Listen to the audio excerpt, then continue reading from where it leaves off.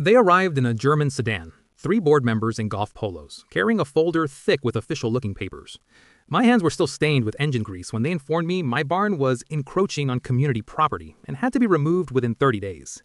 The barn my father built in 1971, the barn where I'd learned to stack hay, birth calves, and understand that land remembers loyalty.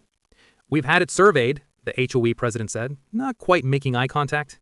"Your structure violates our master plan." Their master plan, for land my parents bought in 1969, back when this corner of North Carolina was tobacco fields and honest work, not manicured lawns and architectural review committees.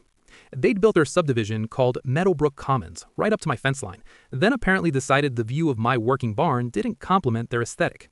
The removal notice cited community standards and property encroachment. The deadline was printed in bold, 30 days. They thought rural meant uneducated. They thought I wouldn't fight back. I spent an afternoon at the county courthouse, dust from record books settling on my sleeves. The 1972 survey showed my barn exactly where it had always been, squarely, legally, undeniably on my land.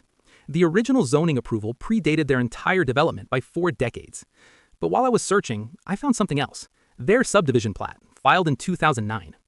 I hired a surveyor, a quiet, methodical man who spent 2 days with his equipment, measuring boundaries they'd assumed were settled. His report arrived in a plain manila envelope, but the contents were explosive. 12 guest parking spaces in their pristine lot sat on my property, not close to the line, on it, by nearly 8 feet. I filed for a formal property line correction and sent courtesy copies to their HOA, their attorney, and, most importantly, their mortgage lender. Banks get nervous when property boundaries become uncertain. The negotiations were brief. They could purchase the strip at current market rate, re-engineer their parking lot and restripe everything to code, or they could face a lawsuit that would cloud every title in their development. The cost ran into 6 figures. Reserve funds meant for pool resurfacing vanished into asphalt and surveying fees.